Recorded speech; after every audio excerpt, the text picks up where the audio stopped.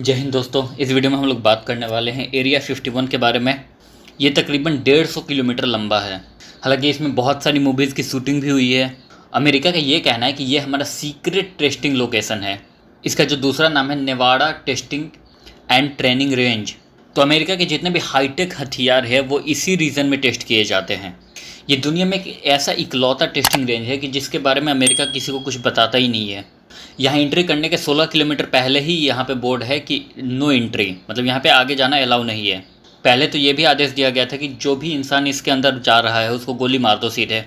BBC के कुछ reporter गए हुए थे तो उनको कई घंटों तक बिठा के और उनके जो कंपनी है उनके ऊपर हज़ारों डॉलर भरना पड़ा, तब जाके उन्होंने इन्हें छोड़ा था।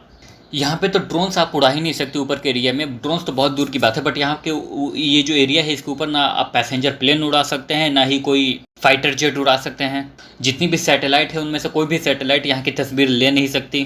2019 में एक इवेंट हुआ था स्टॉर्म एरिया 51, तो उसमें एक फेसबुक का पोस्ट जो था वो वायरल हो गया था कि एरिया 51 में चलो। उसमें 20 लाख से ज़्यादा लोगों ने ये बोला था कि हाँ हाँ हम लोग एरिया 51 में जाएंगे, वो एरिया 51 को रेड करेंगे और देखेंगे कि आखिर वहाँ पे है क्या चीज़। खूब हो हल्ला हुआ कि एरिया 51 को क्या बोलते हैं, वहाँ से जो अंदर में एलियन होंगे उनको हम बाहर लाएंगे, उसको गोद में बिठा के खाना खिलाएंगे, ये वो करेंगे। पूरा हो हल्ला हुआ था उस टाइम।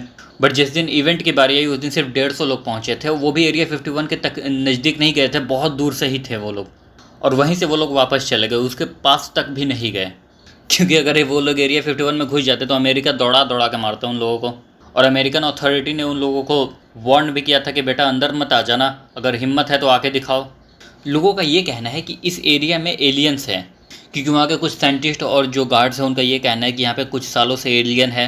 हालांकि कुछ सालों से नहीं, बट बहुत पहले से ही एलियन है यहाँ पे। अमेरिका के एक रेडियो स्टेशन है, वहाँ पे एक अननोन इंसान ने फ़ोन किया और वो डरा हुआ था और बिल्कुल ही रो रहा था। उसने ये बताया कि जो एरिया 51 के एरिया में जो लोग रहते हैं उन्होंने दूसरे डायमेंशनल, मतलब कि जो बाहर के लोग हैं, जो इस प्लैनेट के बाहर के प्लैनेट के लोग हैं, जैसे कि एलियन हो गए, उनसे कांटेक्ट कर रखा है इन लोगों ने।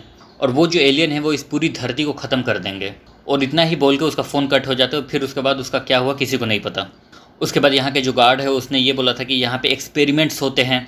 यहाँ पे एक एयरक्राफ्ट मिला है तो उसके ऊपर एक्सपेरिमेंट होता है कि वो एलियन कैसे चलाते हैं उस एयरक्राफ्ट को।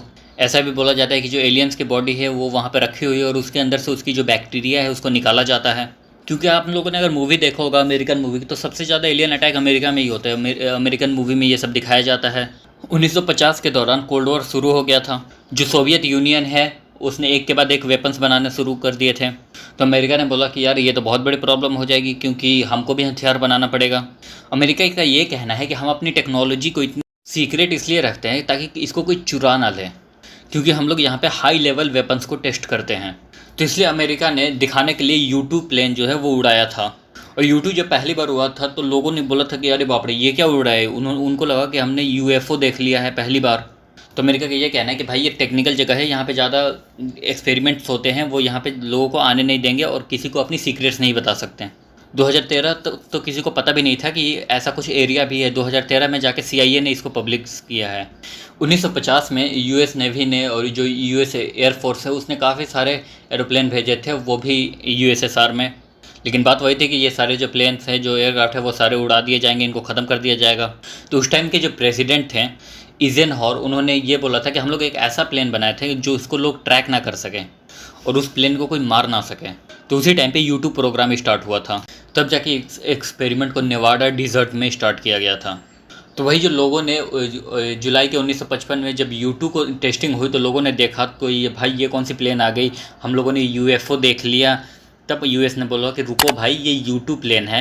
उसके बाद यहाँ पे बहुत सारे प्लेन की टेस्टिंग की गई, जैसे बर्ड ऑफ प्रे हो गया, F117A हो गया और टैसिट ब्लू हो गया। इन सारी प्लेनों को टेस्ट किया गया यहाँ पे। और अभी भी बहुत सारे एयरक्राफ्ट जो है वो डेवलपमेंट में है।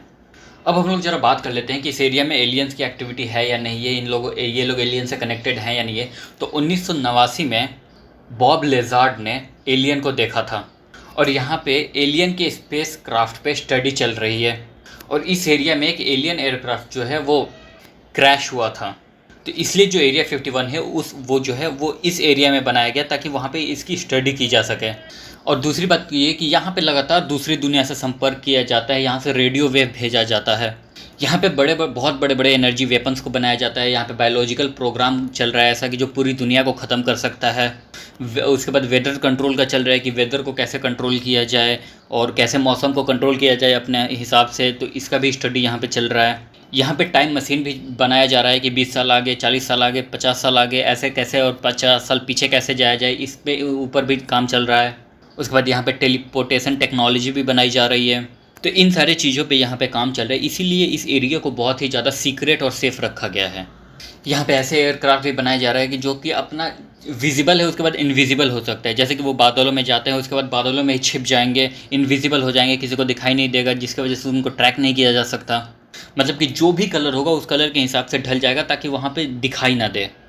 जैसे कि आप सीधे सीधे बोल सकते हो कि ऐसी चीज़ों पे काम चल रहा है कि जो कि गैब हो सकता है, जैसे एरोप्लेन बनाया वो किसी भी एरिया में जाके गैब हो सकता है। बट ऐसा अभी तक कोई भी एयरक्राफ्ट नहीं दिखा है, ये एक ह्यूमर था और हो सकता है दिखा भी हो, क्योंकि भाई वो तो गैब हो सकता है। लोगों का ये भी बोलना है कि ये सारी चीज़ें ह्यूमर है, ऐसा कुछ नहीं हो सकता। बट पॉइंट यहाँ पे ये आता है कि अगर इस चीज़ को सीक्रेट रखा गया है तो कुछ तो दाल में काला है यहाँ पे। बॉब लेजर्ड का ये भी कहना है कि हम लोगों ने सेक्टर 4 में काम किया और वहाँ पे जो हम लोग काम कर रहे थे वो एलियन एयरक्राफ्ट के ऊपर काम कर रहे थे। 2004 में डैम बुरिस ने बताया कि हमने जो एलियन के वायरसेस है उसको निकाला है, वो भी एरिया 51 में।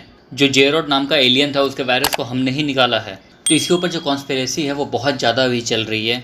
ये एक टूरिस्ट प्लेस भी हो गया है और अभी तकरीबन 1500 लोग जो है वो यहाँ पे काम करते हैं। तो वैसे अभी हाल फिलहाल में ऐसा कुछ नहीं चल रहा होगा या फिर ये ह्यूमर बस फैलाया जा रहा है।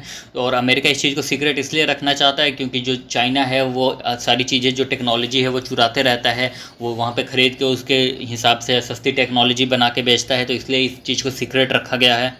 तो आई थिंक आपको ये वीडियो नॉलेजेबल भी लगा होगा, इंटरेस्टिंग भी लगा होगा। तो फिर मिलता है नेक्स्ट वीडियो में। जय हिंद।